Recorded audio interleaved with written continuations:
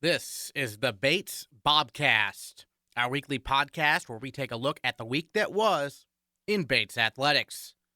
My name is Aaron Morris, and this week we're looking back at a week that put the women's lacrosse team in the national rankings. 3 of our track and field athletes are All-Americans after outstanding performances at nationals, and more All-Americans are on the way as the swimming and diving programs head to the NCAA Championships this week. Plus, we take a look at the softball program. They open in Florida on Wednesday. All that and more coming up on the Bates Bobcast.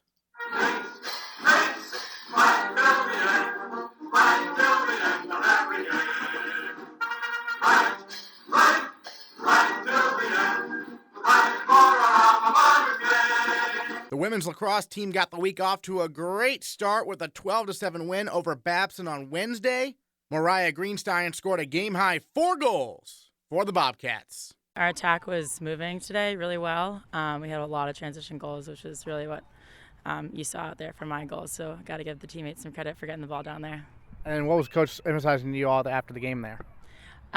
Midweek games are tough. Just got out of school. Under the lights, don't get that a lot. So he was just emphasizing that it's a great win to get out of conference team, and we're just really excited to go into Amherst on Saturday. And this is a very experienced team. I mean, you've played a lot of games with these women throughout your career. And so, what's that like to have so much great experience on this team?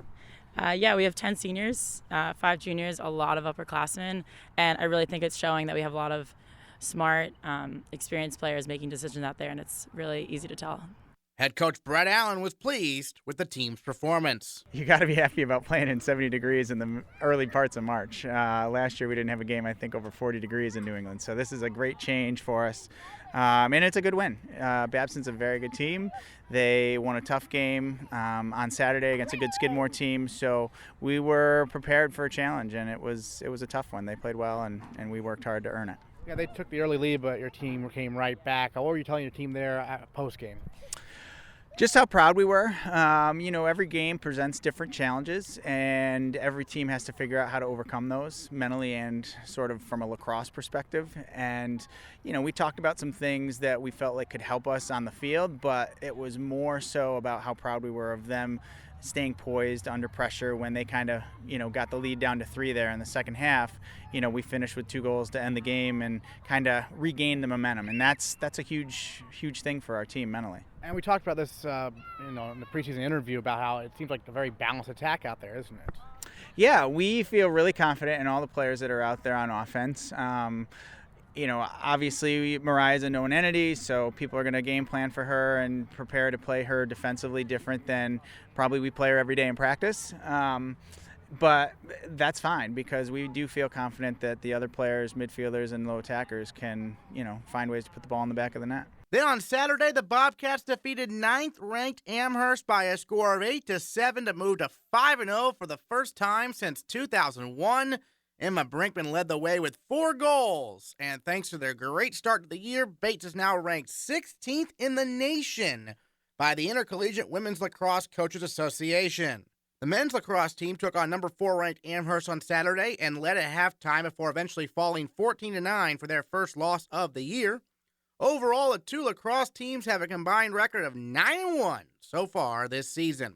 The Bates track and field programs went to nationals this past week, and Nick Margitza, Adedire Fakariti, and Sally Cisse returned as All-Americans for the first time in their careers.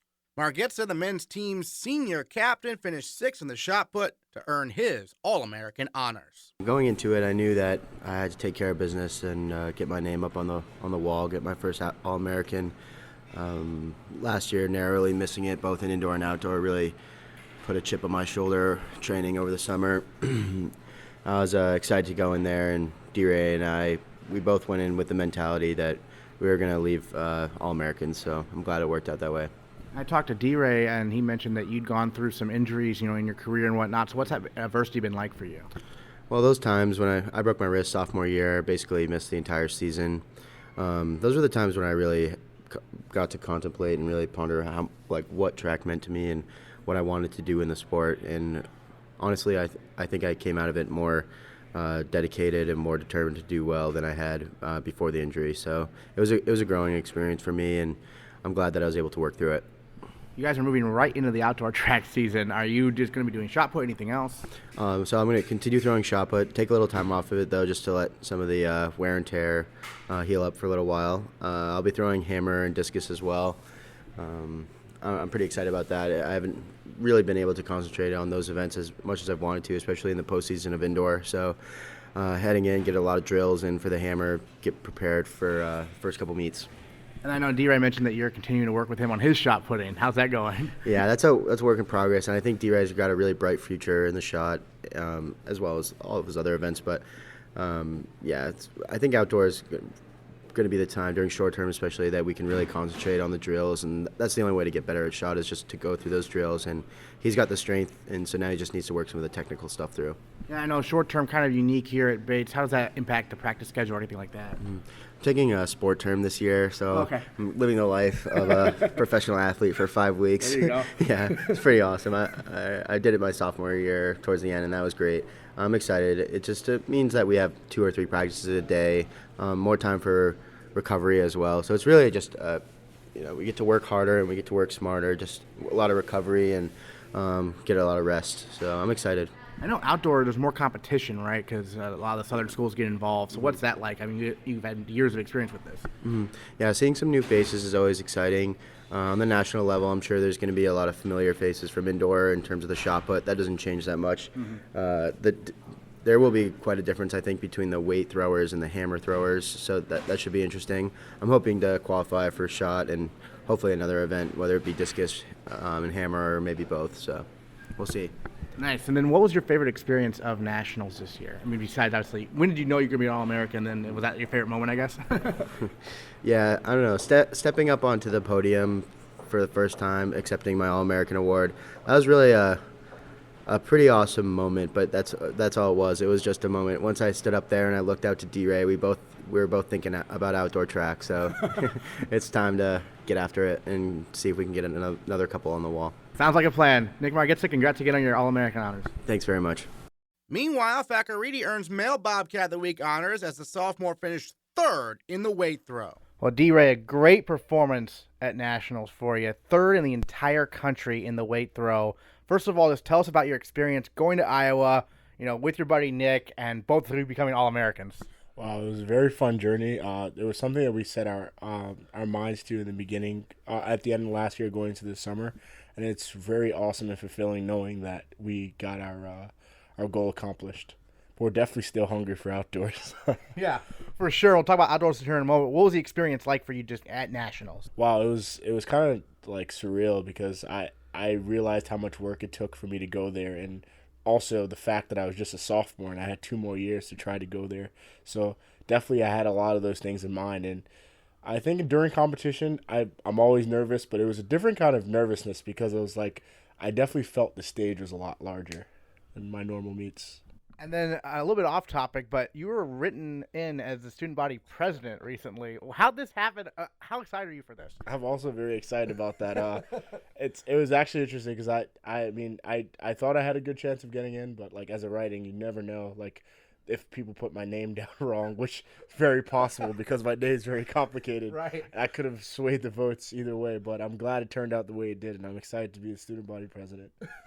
So how are you going to balance that with the athletics and the academics? That's a lot of stuff on your plate right now. Yeah, it is. It's definitely a lot of stuff on my plate, but fortunately, with especially student government, my schedule is kind of like fits around there. Like we have Sunday meetings at 8, and I get to talk to people about when I can meet during the week. So I definitely still have free time, but fortunately I'm only taking 3 classes this semester, so that's definitely more of a worry for the beginning of next semester in the fall. Talk a little bit more about being at nationals, I guess, looking at this competition you were up against. I mean, some of the best weight throwers in the country, you probably hadn't seen them before, right? Oh, absolutely. I didn't see any but 2 of them before. Mm-hmm. One of them, Tom Zamorsky, I competed against in high school, but the only person I had competed against was a kid from RIC. He actually ended up not doing so well. He didn't even make it to finals, but we had competed the week before. He pushed me to throw 1905, so definitely opened up the world of possibilities for me after that tough last chance meet. And how cool is it to see Margitza get All-American as a senior? Oh, my goodness. It was amazing because Nick has actually gone through a lot. He broke his leg in high school playing football. He broke his wrist sophomore year. So it was absolutely amazing seeing him because he works harder than anyone else out there. And it was extremely amazing seeing him stand up on that podium. I know you were one of the younger guys to make All-American, if not the youngest. And so how excited for you about the potential for the future now? Because you were third in the country this year as a sophomore. Yeah, it's definitely very exciting, but like it's not. I'm not someone who looks too far in the future. I like to stay in the present. So definitely I'm looking more forward to outdoors, but I'm definitely excited for the coming years. Now let's talk outdoors. You have practice today, I guess, in this little cold weather, a little bit cold. But you got 3 events you're doing outdoors. Tell us about them. Well, I'm doing shot, hammer, and discus. Shots probably my worst event, and that's what I want to make the most strides in this year. Not nationals, but like just improving my mark.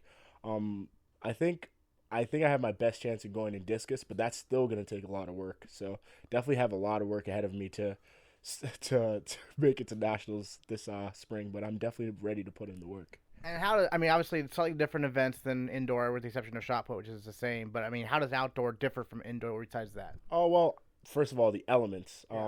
Early on in the season, you have to fight against like being stiff because you warm up, you take off your clothes, and you're out in the circle, and you're just freezing, and it's hard to put out some good marks early on. So fortunately, I think this year is going to be better, but that's definitely a factor that plays into account in outdoors, the weather. Now, obviously, you're obviously extremely strong, but the shot put is you mentioned most difficult for you. Why is that? Well, in high school, I was a glider, and coming here, Coach Farashinian, he made me transition to the spin. So I'm still finding it hard to make the relation between the linear component and the rotational component. But I think it's something that when it clicks, I'll definitely be throwing a lot farther than I am right now. But, it's patience, and that's what the sport's all about. You just, coming outside when you're going to be frustrated and just working through it. And then Margitza, obviously, that's especially the shot put. So how much is he teaching you? Oh my goodness, he's taught me so much. Like the strides that I made this year, PRing from 40 to 45. It's definitely all him. All the fall working with him showing me little nuances and just explaining to me, breaking it down conceptually for me so I can like grasp it a little better. All right, and what else are you looking forward to now that you're getting right into the outdoor season? Definitely just NESCACs. I think with the throws program we have now with me, Nick, and also incoming freshman Tyler Harrington and Tom and Dean, I think we definitely have a good chance in NESCACs to place higher than we were last year, which was third. And I really look forward to that. All right, sounds good. D-Ray, third in the nation in the weight throw at nationals and indoor track and field. Thanks so much. Our male Bobcat of the week. Thank you. Cisse is our female Bobcat of the week. The sophomore finished 8th in the triple jump. Joined by Sally Cisse, our female Bobcat of the week, and All-American in the triple jump at track and field this past weekend in Iowa. And first of all, Sally, this is your second time at nationals. Mm-hmm. First time being an All-American. What did you learn from your first time last year that you applied this year? Well, my first time last year, I was the only freshman in the event, so I was just panicking. I basically followed everyone around. I didn't know what I was doing. I was really nervous, and it was I'd never triple jumped in high school, so I learned it when I got here. So I basically felt inferior to everyone. But this year, I was really calm. I felt confident in what I was doing, and I just remembered that this was an exciting time. It was a great opportunity, and I just had fun. Yeah, and when did you realize you were going to be an All-American? Well, I went into finals in 5th place, and then in the actual finals, the competition got even better. Everyone was jumping even further, and I was neck and neck with this other girl for the last spot, and I knew I was All-American when she fouled her last jump. I sighed. It was a great jump, and she fouled by literally a toe. Oh. And it was, it felt great, but I felt really bad for her, but it was amazing. Gotcha. Now, you're a sophomore. You're from the Bronx, so how did you end up coming from the Bronx up here to Bates? Well, I didn't go to high school with, but I went to the same high school as Angelique, who was a senior 2 years ago. So she had the record in the 60-meter dash, but Alexis has it now. But she came here. She went to my high school. She told me all about it. She told me about the track coach and how amazing she was. And I came for a visit my senior year in October, and like I loved it. So I was just like, I only applied to this school and Fordham University. Okay. So I got into both, and I just decided I wanted to come here. Nice. And you mentioned you had never done the triple jump before. So what inspired you to do it, and how did it all go about, I guess? Well, I was supposed to pole vault. So I came in thinking that was the only thing I wanted to do. But we did this, the first month of track, we did this bounding drill. And then the coach like looked at me, and then like I saw him like walk away and talk to Coach Jay. And then they came back and they were like, "You're going to jump." And I'm like, what? What? I want to pole vault. So I tried jumping for like one practice, and like it was pretty cool. And then like I had a meeting with them a week later, and they're like, "We think you should jump." And I'm like, "I'll try it." So I tried it for the first meet, and like they're just like, "Okay, you're done with pole vault." And I was like, "Okay." But yeah, it turned out great for not ever doing it, so I'm happy about that. Yeah, I mean, you're the first Bates All-American in the triple jump since like the mid-'80s. And so what does that mean to you? It's a great accomplishment. Like I really worked hard this year. I was really focused. Like last year, I just, like I said, didn't know what I was doing, so I just went and had fun. But this year, I was determined, and I'm just really happy with the outcome. So we're moving into outdoor track now, and so what are you involved with there? So outdoor track, I'm going to London for short term. Oh, okay. Yes, but I will. So I have 3 meets here before I go to London, so I'm going to try to qualify for nationals in those 3 meets. And then I come back from London like literally 2 days before nationals. But I'm going to be out there making sure like I'm working out, I'm doing everything that I need to do. And then hopefully I'll come back and I'll be able to go to nationals. So 3 meets in the triple jump, right? In the triple jump. And yeah. so that's some intense pressure, right? It is a lot of pressure. That's why I like, in my head, I'm just trying to get it over with the first one. So, but outdoor is a lot of competition. There are a lot more schools in like the South that don't have indoor because it's hot all year round. So like they have outdoor and they've already been jumping. So it's gonna be interesting. And what are you gonna be doing in London? London, it's a short term called Shakespeare in London. So we're going to be studying plays that Shakespeare wrote. We're going to be going to museums, ballets, I'm going to go to Spain while I'm there, so it should be really fun. Will you have any chance to keep up with the training, or is it just going to be kind of a break for you, you think? I might take like a break in the first 2 days, but I'm going to be in my hotel like doing extreme ab workouts and like 50 push-ups every like other hour. No, but I'm going to try to really keep up with it. All right, outstanding. Sally Cisse, our female Bobcat of the Week. Thanks so much. Thank you. Junior Allison Hill also performed very well, finishing 9th in the 60-meter hurdles. Meanwhile, the Bates distance medley relay team finished 11th. Junior Sadie James competed at nationals in Steamboat Springs, Colorado this past week, representing the Bates Nordic skiing team. She finished 37th in the 5K freestyle and 30th in the 15K classical technique. Well, Sadie, first of all, before we talk about the actual skiing, what was the experience like of going to Steamboat Springs there for the first time? Yeah, it was incredible. I just tried to soak everything in while I was there, and it just kind of hit me like throughout the entire process. So when we landed, and then when we were skiing, when I was racing, the ceremonies, just it was incredible. What was your favorite part, maybe? Oh gosh. Honestly, probably just racing against these girls. It was the most competitive field I've skied against all year, and I just had to keep that in perspective. As my coach said, like my top 15 just grew to a top 40. So it was just really cool being able to ski against the best of the best, and having that opportunity. And what was the banquet like? So it was great. We were at the Midway station on Steamboat Mountain. So we took a gondola ride up, and we were able to watch the sunset over the mountains. And we were able to see on our way down, like Steamboat just lit up at night. It was absolutely beautiful. And then the actual competition itself, you mentioned it, obviously a lot of elite skiers. I mean, you're focused on you, but like what makes the other skiers in that field so great? They're just the best of the best. I mean, I don't know. It was just very, it was a good experience for me to have to like put it in perspective, and be like, okay, so I'm used to skiing in the top 15, but my top 15 just grew to a top 40 or a top 42. So, that was harder to keep in perspective at times, but I just had to keep reminding myself, like, my goal was to make it here, and just to go with it, see what happens. And then the altitude, we talked about that before. Did that impact anything at all? It was different. I kept telling myself like, okay, I'm gonna feel it, and then it hit me when I was racing, and I couldn't have prepared myself for it because I didn't know what it was gonna feel like. So Thursday's race was the 5K skate, and that was tough altitude wise. It was just a very different feeling of like race pain. So it wasn't necessarily that my muscles and all that was tired, but my lungs were just burning and aching. Right, and then what are just like the biggest lessons you're taking away? I know you talked about, expanding the field and whatnot, but what other lessons perhaps from this first experience and hopefully first of two next year, hopefully? So I mean, it's just going to motivate me even more to want to improve for next year for summer training, to be able to go back and hopefully have better results next year. And hopefully bring some teammates with me. Sounds like a plan. Sadie, thanks so much. Thank you. After dropping 3 games to start, the baseball team finished their Florida trip on a high note, beating Babson 9-6 on Sunday.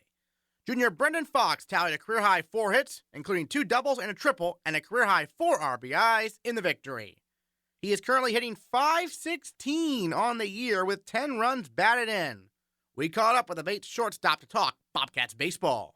Big game for you the other day against Babson. A nice win to finish off the road trip. And what was working for you at the plate in that game in particular? I was just feeling confident up there. I have been, all the season I've been seeing the ball real well, and kind of just hit what's given to me, and it's been working out thus far. I know stats don't really matter at this point, but obviously you are off to a very hot start to the season. And so what did you work on in the off season that you think has made a difference so far this year? Well, actually, I was in Italy for the entire fall semester, so I kind of shied away from swinging a bat, which I think in turn helped to kind of get my mind off it and come back in the winter ready to work hard, in which I did work and swung in the cage very often. So I think that's helped. I know it's a younger offense. You're one of the few guys with some significant experience. So how's that been going so far? It's been good. Guys have been working real hard. We've got some older guys, me, Ryan McCarthy, Sam Warren, and a bunch of other guys who are stepping up really well. Asher McDonald, some sophomores and freshmen who are actually playing well as well. So, I think once as the season keeps going, once everyone starts to catch fire, we should be in it, and as we face better pitching, I think we should be fine.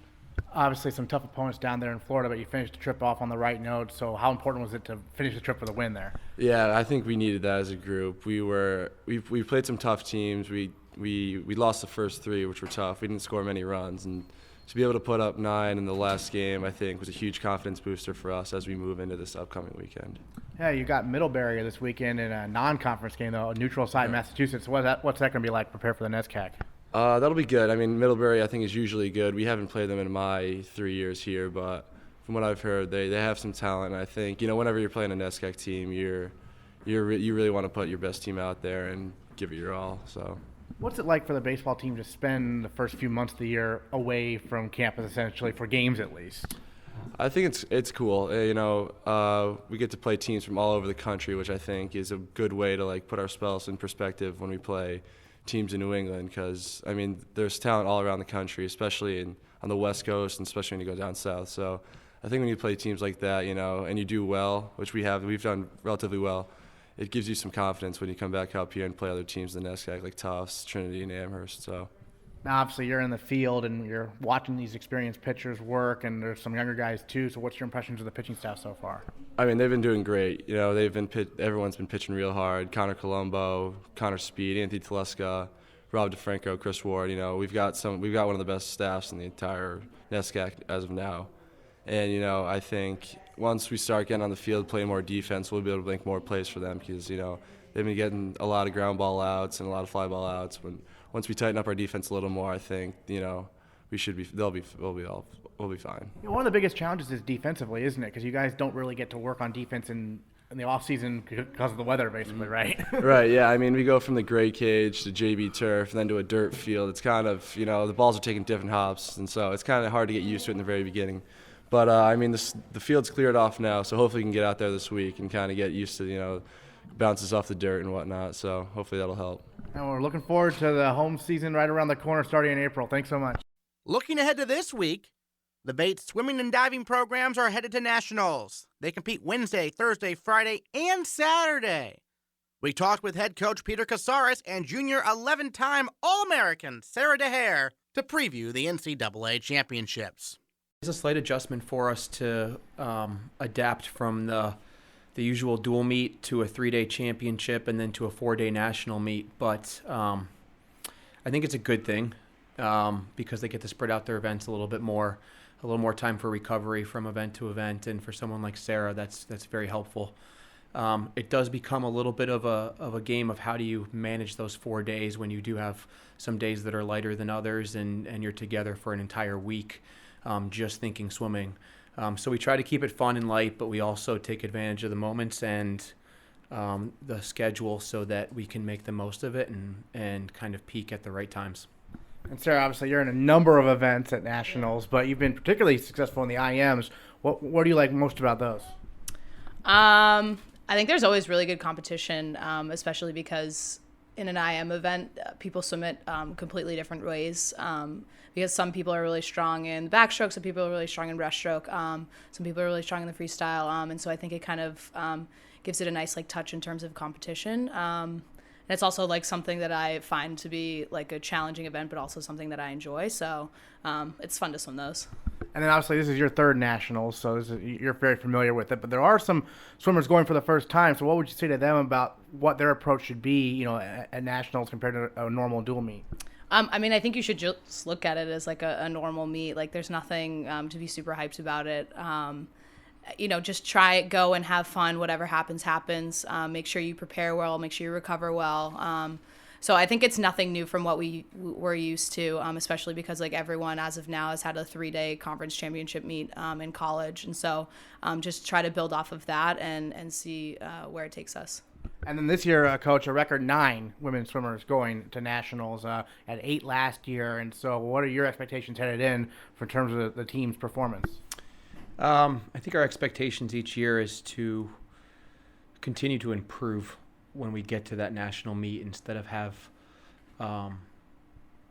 what can many times happen for programs across the country where their highlight was their conference meet, and then the national meet is kind of an afterthought. So we've done a really good job of highlighting our conference meet as something that's exceptionally important for our program, and then trying to take that big meet feel and that huge team feel and say, okay, let's replicate it at nationals instead of thinking of it as a different entity altogether. So can we get to the meet, know we're going to swim fast, have fun swimming fast, and continue to improve, hopefully break a couple college records, hopefully go a couple lifetime bests, and just continue what we really do well, and that's take advantage of the moment.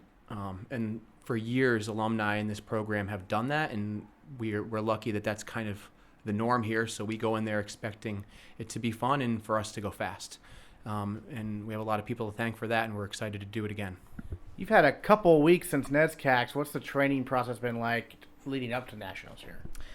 So right after NESCACs, it was kind of, we took a week to kind of float around, kind of get all the lactic acid out of your muscles, and just to try to mentally prepare for the training block that was going to come next. And then from there, we kind of built a bit of a base in terms of going up in yardage and intensity, keep the heart rate up for at least probably 45 minutes to an hour each practice. And then from there, we've kind of gone into race pace development training blocks. So we're currently in a phase where we do 4 days on of pace work, depending on what your events are, and then we take a day off. So we've been doing that for about the past 2 weeks.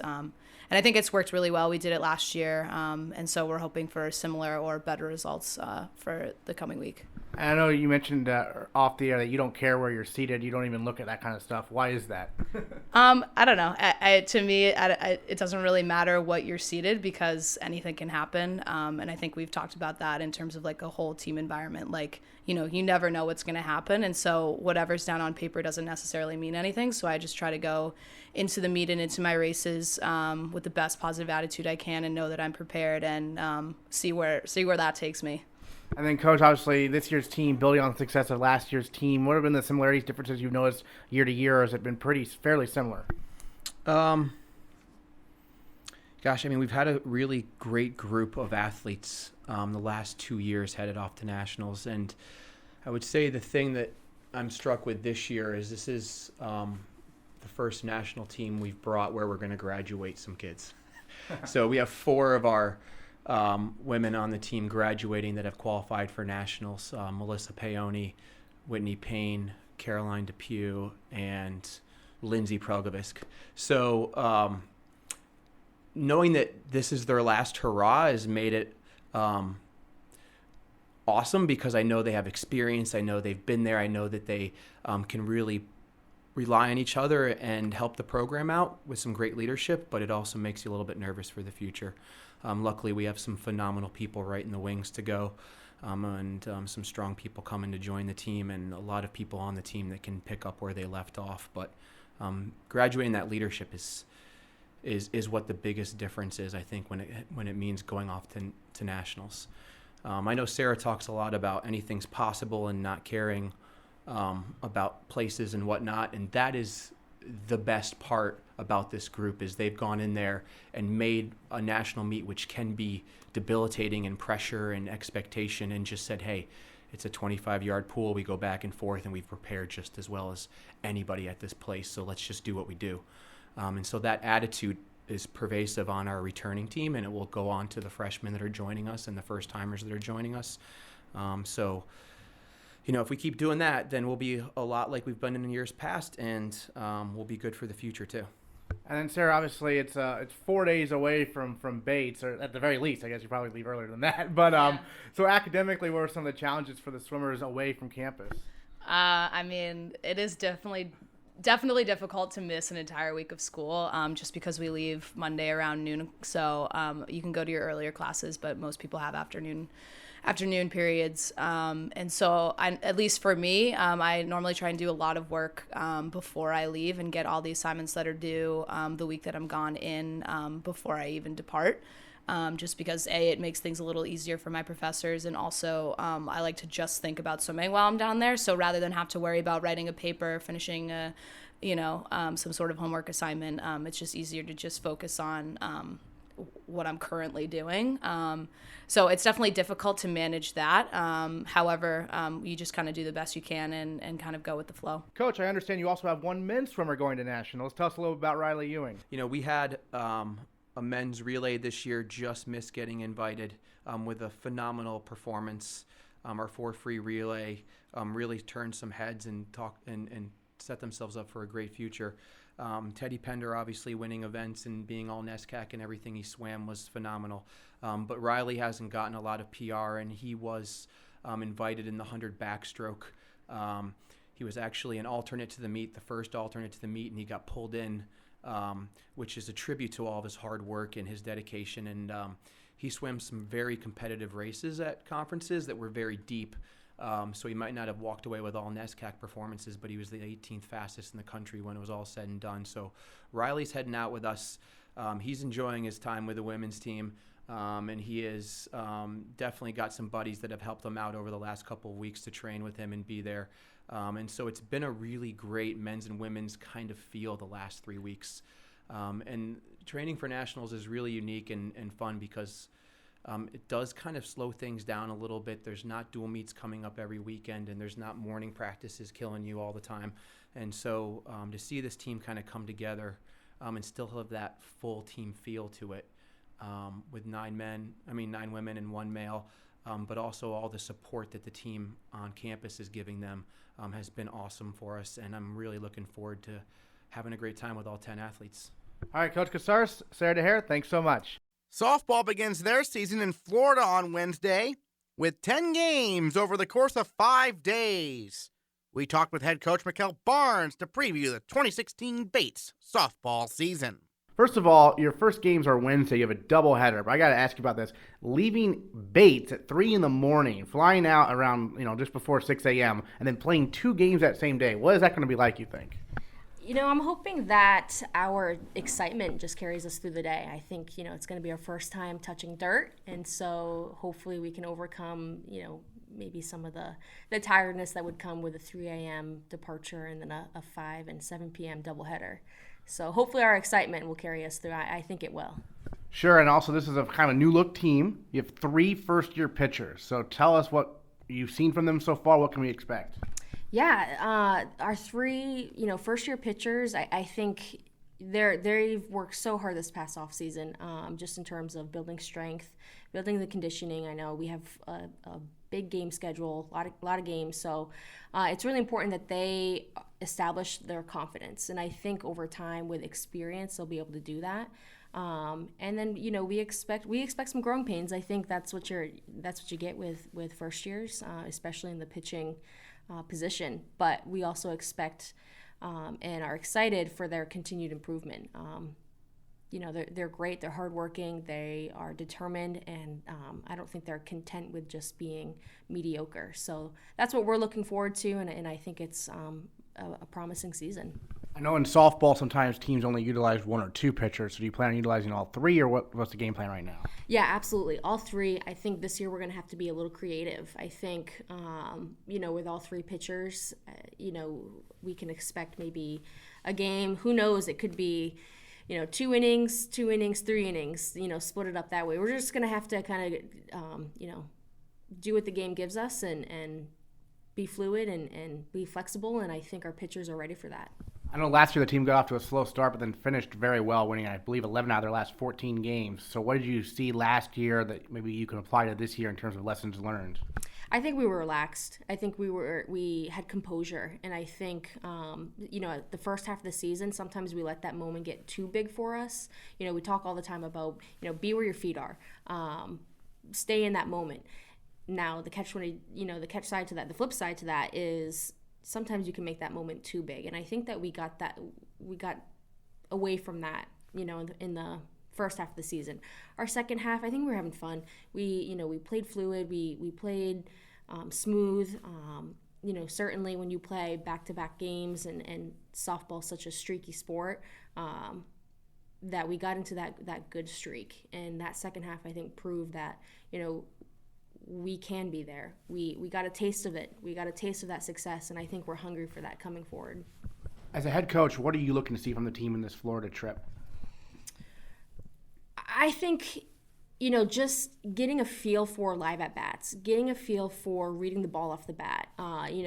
We can only do so much in the gray cage and on JB turf. And so touching dirt, getting a feel for sliding, and really, having fun while doing that. And I think if we can enjoy that experience and can really relish in, playing outside, I think that can carry over into our, upcoming games for the NESCAC. I think we play USM on the 30th, and then we have our first NESCAC weekend. So really just getting a feel for game-like situations. We have 10 games, and so down in Florida we have 10 games, so we're expecting, a steady improvement throughout the trip. And I think that the more we get that feel, the better off we're going to be. Is that kind of an endurance test for the players to have double headers pretty much every day? They're not going to be used to the hot weather, that's for sure.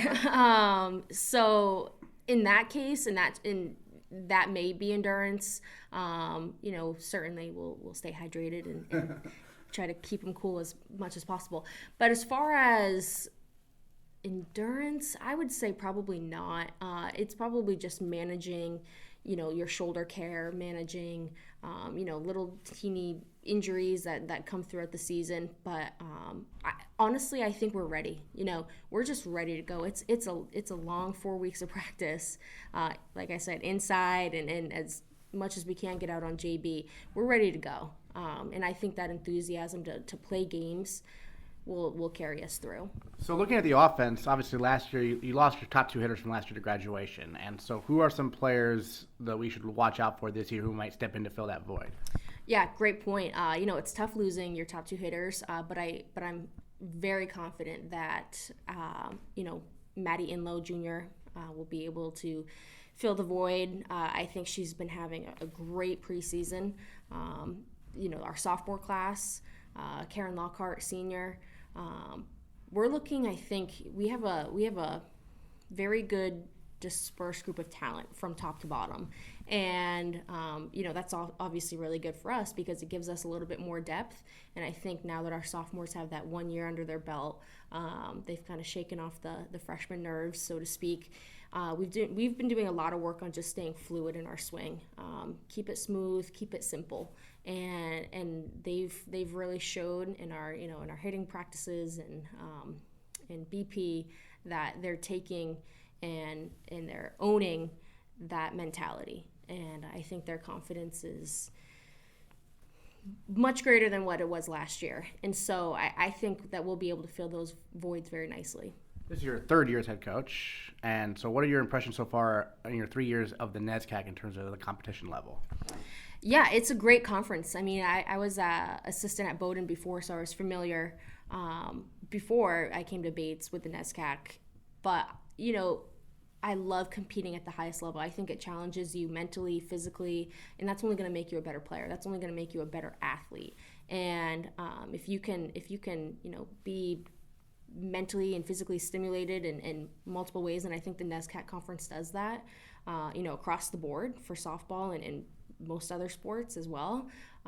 We're only getting better because of that, and if we want to be the best, you got to beat the best, and so it's really exciting to be able to say, hey, we play in the top conference in the nation, and we're competing against the top teams, and that's something that we value and something that we we take and kind of get a little chip on our shoulder for it. Are there any position battles going on right now besides the pitchers, obviously, but they'll all be used?